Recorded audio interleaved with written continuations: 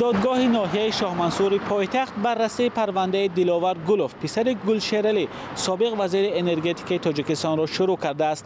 وکیل دفاع دلوار گولوف میگوید او در اثنای بازداشت و هنگامی در بازداشتگاه بودن مورد شکنجه قرار گرفته است. دلوار گولوف در لاتوکوبی یک کارمندی میلیسا دلشاد نرزulلozода متهم دانسته می شود.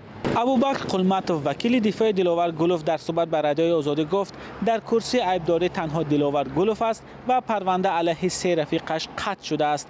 به قول جناب قلمتوف مروفه دوم دلوار گولوف باید روز 8 اکتبر برگزار می شد، اما با سبب نآمدن جبر دیده این مروفه به روزهای آینده به تأخیر گذاشته شده است.